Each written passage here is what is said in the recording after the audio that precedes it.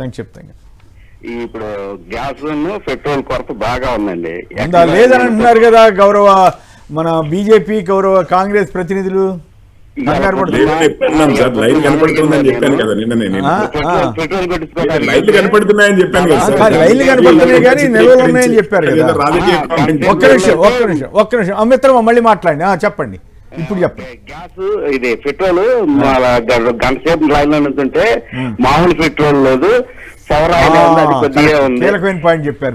ధర పెరిగింది కొద్దిగా ఉంది, కొట్టించుకోండి అంటే తప్పగా అది రేట్ ఎక్కువైనా కానీ అది కొట్టించుకోండి. ₹2 కదా, ₹2 ఎంతో పెట్టి అవును ఇది ఒకటి. తర్వాత ఇప్పుడు హాస్పిటల్ ఉంది కదండి, ఎన్ఆర్ఐ హాస్పిటల్. అవును, మామూలు అక్కడ గ్యాస్ లేక కట్టెల పొయ్యి మీద ఓన్లీ ఒక ఇడ్లీ వండి పెడుతున్నారు. విజయవాడ దగ్గర మంగళగిరి. అదే మంగళగిరి, విజయవాడ మంగళగిరి. అట్లు మిగతా అన్ని లేవు, ఇడ్లీ ఒకటే కట్టెల పొయ్యి మీద వండి పెడుతున్నారు. ఇక్కడ అన్ని చోట్ల చెప్పారు. హైదరాబాద్ లో నిన్న నాకు ఒక ఆయన పీజీ హాస్టల్ అంటే పేమెంట్ గెస్ట్ హౌస్ హాస్టల్స్ అని ఉంటాయంటే ఆయన చెప్తున్నారు కేవలం ఏదో ఒక కూర ఇంకేదో ఒకటి కూర అంతే బస్. ఆయిల్ అయితే దాదాపు తగ్గించేసేవారని, సో దట్ ఎక్కువ కన్జ్యూమ్ అవుతాయి అట కదా, మంటకి ఎక్కువ యూజ్ అవుతాయి. చెప్పండి మిత్రమా జానకిరామ్ గారు, మరి అక్కడ చంద్రబాబు గారు అసలు కరోనా వచ్చేదా నా తమ్ముళ్ళు అన్నాడు కదా, ఆయన ఇప్పుడు మరి గ్యాస్ సమస్యని పరిష్కరించట్లేదు ఆయన. ఇక్కడ ఎలక్షన్ లో కదండి ఆయన మాటలకు ఉపయోగం ఉడకట్లేదండి. మోడీ గారు బ్రహ్మాండంగా చేస్తున్నారని రోజు చెబుతున్నారు కదా పవన్ కళ్యాణ్ గారు, చంద్రబాబు గారు. చెప్పాలండి, చెప్పకపోతే వీళ్ళకి గడవదు కదండి. ఓకే, అక్కడికి వెళ్ళారా మళ్ళీ. ఓకే కిషోర్ గారు చెప్పండి, ఏమిటి మీ వాదన ఏమిటి? ఇప్పుడు జనమేమో సమస్య ఉందంటున్నారు, ఈయన కూడా ముఖ్యమంత్రి గారు అన్నారు సార్ సూర్యభగవాన్, దాని మీద కూడా మీరు కామెంట్ చేయండి. నిజంగానే దేశాన్ని మోడీ గారు ఏంటంటే రాళ్లతో ఇట్లా అంటే కానీ 6 రోజుల్లో నిప్పు వచ్చేదట, అట్లా ఆ పరిస్థితి తీసుకెళ్లారనుకోవాలా? సార్ ఈ మధ్య రేవంత్ రెడ్డి గారు సోనియా గాంధీ రాహుల్ గాంధీని మెప్పించడమే ఒక ధ్యేయంగా లక్ష్యంగా పెట్టుకున్నాను. ఇక దానికి మొదటిది ఏమిటంటే హిందూ ద్వేషం ఒకటి ఉండాలి. సూర్య భగవానుడు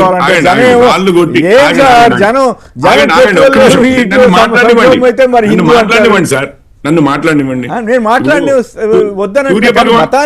సూర్య భగవానుడికి అగ్ని భగవానుడికి ఏమన్నా మీరు అంటే ఎండతో మీరు భూతద్దం పెట్టి ఏదన్నా ఫోకస్ చేసి నిప్పు తయారు చేస్తున్నాను అంటే నిజంగా అర్థం ఉంది వారు చెప్పిన దాంట్లో అని అనుకోవచ్చు, అంటే కామన్ సెన్స్ అన్నా ఉందనుకోవచ్చు.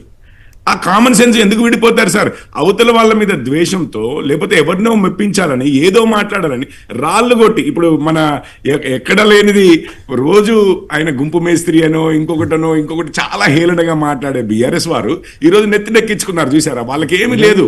సమాజంలో ఏ విధంగా అలజడిని పెంచాలి, ఒక్క నిమిషం సార్, ఏ విధంగా అలజడిని పెంచాలి.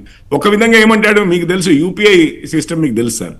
నేను చాలాసార్లు పే చేశాము, ఒక్కోసారి అక్కడ ఇదవ్వకపోతే కంప్లీట్ అవ్వకపోతే సైకిల్ మీ పైసలు మీకు వస్తాయి.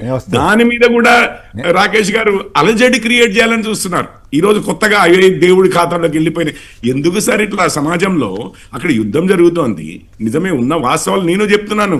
రోడ్ల మీద లైన్లు ఉన్నాయి అని చెప్పి మనకు ఎక్కడ వస్తుందంటే అండి కిషోర్ గారు, గతంలో కాంగ్రెస్ హయాంలో ఇలాంటి యుద్ధాలు జరిగినా లేదా సంక్షోభాలు వచ్చినా కాంగ్రెస్ ఫెయిల్యూర్ అని మీరు మోడీ గారు ఆ రోజుల్లో నేపాల్ రూపాయి ఎక్కువ, బంగ్లాదేశ్ ఎక్కువ అని ఇట్లాంటి వ్యాఖ్యలు చేశారు కదా. ఇప్పుడు చూస్తే రికార్డు స్థాయిలో $93 చేరిపోయారు. ఇవన్నీ విమర్శలు సహజంగానే వస్తాయి. You have to face it.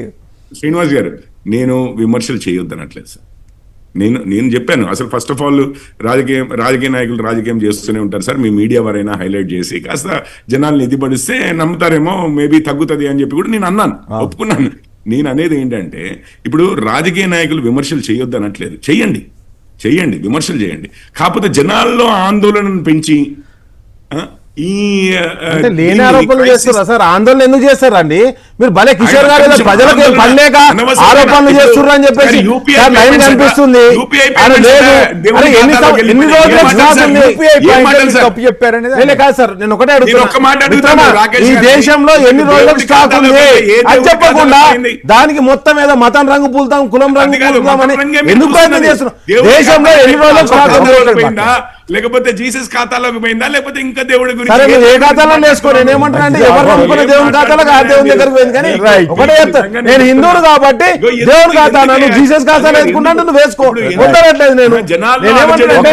చూస్తారు అంటున్నా. రైట్, ఒకసారి కౌశిక్ అసలు ప్రాబ్లం ఉందా లేదా మిత్రాగండి ఒకసారి. కాకపోతే ఈ పాయింట్ లో చెప్పండి కిషోర్ గారు, తమిళనాడులో రాజకీయ నాయకులు ఉన్నది కరెక్టే. కిషోర్ గారు, తమిళనాడులో ఎందుకు లేదు ఈ గొడవ లేదు అంటే ఎలక్షన్ ఉన్నాయి కాబట్టి లేదా అనే విమర్శ వస్తుంది కదా. ఒక్కొక్కసారి రూమర్లు కొన్ని చోట్ల మొదలు రూమర్లు ఇప్పుడు మనమే చూస్తున్నాము. ఇప్పుడు కౌశిక్ గారికి ఏదో ఇది మొదటిసారి కాదు మేమిద్దరము ఉండడం ఒక టీవీ ఛానల్ డిబేట్ లో. వారు కేంద్రమైన రాష్ట్రమైన బాధ్యతగా ప్రభుత్వాల్లో ఉన్నవారి లాగా మాట్లాడినట్టుగానే మాట్లాడారు. రాకేష్ గారు అపోజిషన్ లో ఉన్నవారుగా మాట్లాడండి, క్రిటిసైజ్ చేయండి. ముఖ్యమంత్రి కదా క్రిటిసైజ్ చేసింది.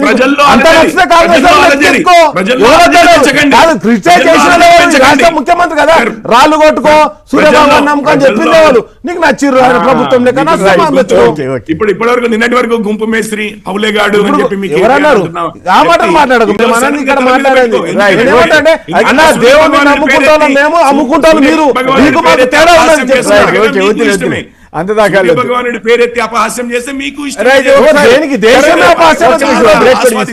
చరణ్ గారు చెప్పండి, ఏంటి సూర్య భగవాన్ దగ్గరికి వెళ్ళటం తర్వాత తీసుకొచ్చింది దాని మీద విమర్శలు వస్తున్నాయి కదా. సూర్య భగవానుడు మా దేవుడు దాన్ని అపహాస్యం చేసాడు ముఖ్యమంత్రి గారు. నువ్వు మాట్లాడు దాని గురించి. సోలార్ మీద ఆధారపడతామని చెప్పే ప్రయత్నమే. ఓహో, సోలార్ మీద ఆధారపడటం కోసం సూర్య భగవాన్ అన్న పదం వాడారు.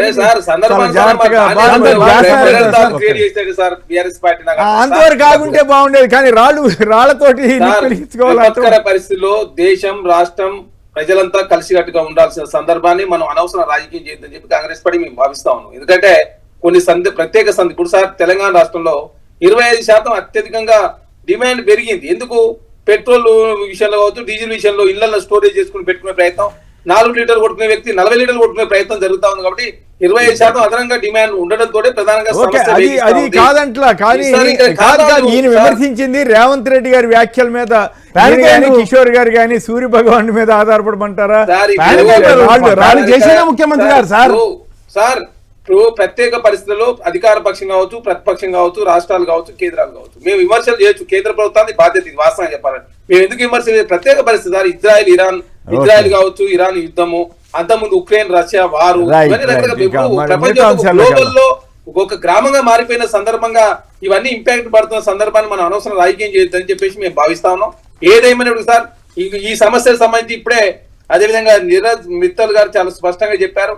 4 భారతీయ నౌకలు హార్మోజ్ దాటి ఇండియాకు వస్తా ఉన్నాయి కాబట్టి 95,000 టన్నుల ఎల్పిజి వస్తున్నాయి కాబట్టి ప్రధానంగా ఈ సమస్య పరిష్కారం అయిందని చెప్పేసి నిన్న టెలికాన్ఫరెన్స్ ద్వారా వారు రాష్ట్రాలకు సంబంధించినటువంటి సిఎస్ తో మాట్లాడే పరిస్థితి, కంట్రోల్ రూమ్ కూడా ఏర్పాటు చేయాలని చెప్పడం జరిగింది. తెలంగాణ రాష్ట్రంలో కంట్రోల్ రూమ్ కూడా ఏర్పాటు చేస్తా ఉన్నాం. కాకపోతే సార్ ఇప్పుడు నేను ఇలాగ తమిళనాడులో సమస్యలు గుజరాత్ లో ఉందని చెప్పినాం, ఆంధ్రప్రదేశ్ లో పశ్చిమ గోదావరిలో ఉందని చెప్పినాం, మధ్యప్రదేశ్ లో ఉందని చెప్పినాం, మహారాష్ట్ర, ఉత్తరప్రదేశ్, దేశవ్యాప్తంగా కొన్ని రాష్ట్రాల్లో ఉందని చెప్పేసి ఉన్నట్టు సందర్భాన్ని కేరళ ఇటువంటి చోట్ల లేదా, అస్సాంలో, వెస్ట్ బెంగాల్, తమిళనాడులో లేదు సార్. ప్రతిపక్ష పార్టీలు ఇట్లా రెచ్చగొట్టే ప్రసంగాలు ప్రజలంతా రోడ్ల మీద రాకపోతే రెండు రాష్ట్రాలను అడుగుతుంది ఏంటంటే, మనం అడుగుతుంది కేంద్రం కావచ్చు, రాష్ట్రం కావచ్చు. సార్ ఇప్పుడు స్టాక్ ఎన్ని రోజులకు ఉంది మన దగ్గర, మనం ఎన్ని రోజులకు చూసుకోవచ్చు. ఒకటి సార్ మీకు సింపుల్ ఎగ్జాంపుల్ చెప్తా సార్. లేలే కాదు మిత్రమా, 1 minute ఆగు, నువ్వు ఆవేశపడకు. సార్ ఇప్పుడు బఫర్ స్టాక్ యూరియా మనకు 5 లక్షల మెట్రిక్ టన్నులు పెట్టుకునే ఫెసిలిటీ ఉంది సార్. కానీ మన దగ్గర 50,000 మెట్రిక్ టన్ను ఉన్నది. అది కూడా స్టోర్ చేయాలి.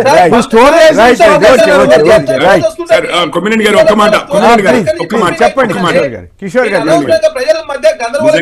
ఎవరు యూరియా కూడా గందరగోళమేనా? రైట్, ఒక్క నిమిషం కిషోర్ గారు. ఒకటే క్షణం అండి, ప్లీజ్. నిజంగానే బిఆర్ఎస్ నాయకులు చెప్పినట్లుగా ఈరోజు వారు విన్నవించారు, అంటే ప్రజలని కోరారు ఈ పబ్లిక్ ఆల్టర్నేటివ్ వాడమని. నేను కోరగలను కానీ మరి ఇప్పుడు దాని మీద రాజకీయమా చేద్దామా? మిత్రమా అన్ని పార్టీలు కూడా విజ్ఞప్తి చేయాల్సిందే. ఎందుకంటే కరోనా టైంలో ఏదైతే సిచ్యువేషన్ ఫేస్ చేస్తున్నామో ఆ చేస్తాము సిచ్యువేషన్ కానీ ఆర్టీసీని ఏ పరిస్థితిలోకి తీసుకొచ్చి వదిలిపెట్టిందో గత బీఆర్ఎస్ మళ్ళీ ప్రభుత్వం ఆ మనందరికీ చర్చ తెలిసిన మళ్ళీ వేరే విషయం. చేద్దాంలేండి. అరే దేశాన్ని ఏ రీతిలో అమ్ముకున్నామన్నా మీరు దేశాన్ని ఎయిర్లైన్స్ లేకుండా చేసిన వాళ్ళు మీరు చాలా గొప్ప వాళ్ళు బీజేపీ వాళ్ళు. ఏ రీతిలో దానికన్నా క్షమాపణ అమ్ముకున్నారు? ఒక్క నిమిషం. రైట్, ఒక్క రైట్. నిమిషం. ఓకే, ఈ రోజు ఓకే, ప్రజల్ని ఓకే. పబ్లిక్ ట్రాన్స్పోర్టే వాడమని చెప్తున్నాము. దాని ఒక్క నిమిషం సార్. ప్రభుత్వం విలీనం చేసినాం. నేను అనవసరమైన కూడా ఈ రోజు విమర్శలు పబ్లిక్ వెళ్తే మళ్ళీ ట్రాన్స్పోర్ట్ చర్చ అంతా వాడమని దాని చెప్పి మీదకి వెళ్తుంది. అందరినీ సార్ కోరుతున్నాను. దీని ద్వారా పేద ప్రజలు కాకపోతే ఇబ్బంది పడతారు సార్. ఈ అనవసరం రోజున్న గందరగోళం అధ్వాన్న చేయండి. ఇబ్బంది పరిస్థితిలో పడకుండా చూడాలని మాది బాధ్యత బాధ్యత ఉంది. ఉంది. మేము వాళ్ళని ఫోర్స్ చేయలేకపోయాం. నిజంగానే Right. ఈ రోజున్న అధ్వాన్న పరిస్థితి ఏదైతే ఉందో పబ్లిక్ ట్రాన్స్పోర్ట్ ది దానికి మేము క్షమాపణ కోరుతున్నాము. ఎందుకంటే Right. అపోజిషన్ లో ఉండి కూడా ఉన్న బాధ్యత అంటే ఎంతో కొంత మేము నిర్వర్తించినా గానీ ఆ ప్రభుత్వాన్ని అయితే ఇక నిమ్మకు నీరెత్తనట్లున్న ఆ ప్రభుత్వాన్ని మేము చెల్లింపజేయలేకపోయాము. దానికి మేము క్షమాపణ అడుగుతున్నాము. కాకపోతే ఈ రోజు నిజంగానే పబ్లిక్ ట్రాన్స్పోర్ట్ ఎక్సలెంట్ గా ఉండుంటే ఇట్లాంటి మళ్ళీ సమస్యలు అదే కొంచెం లేరా? తక్కువగా మళ్ళీ ఉండేది. ఇప్పుడు కాంగ్రెస్ వాళ్ళు అందరినీ మొత్తం క్షమాపణ మీ నిర్వాహకం కోరుతున్నాను. అంటారు. ఇదంతా నడుస్తూనే ఉంటాయిలేండి. రైట్. మరి అదే సార్, ఇప్పుడు అదే సార్, తీసుకెళ్ళాలంటే విధి లేక ఎక్కడికైనా తీసుకెళ్ళొచ్చు. వెళుతున్నా. రాకేష్ గారు ఈ రోజు పరిస్థితి బట్టి అవునా, నేను మెట్రోకు బాగా ఫండ్స్ ఇచ్చిరన్న మా రాష్ట్రానికి. Right, right. Metro second phase, second phase తెలంగాణకు కోట్లాది నిధులు వచ్చినాయి. దాంతో వాతావరణంలో కూడా వాళ్ళ కేవలం యుద్ధ వాతావరణం కాదు, నువ్వు తీసుకుపోయావు. యుద్ధం నుంచి పక్కన నువ్వు తీసుకుపోయావు. మతం దిక్కు, కులం దిక్కు, పబ్లిక్ ట్రాన్స్పోర్ట్ లో పెట్టుబడి అనేటువంటి కేంద్రం రైట్. మీకు ఇస్తారని మా రాష్ట్రానికి ఓకే, ఇస్తాం. ఓకే.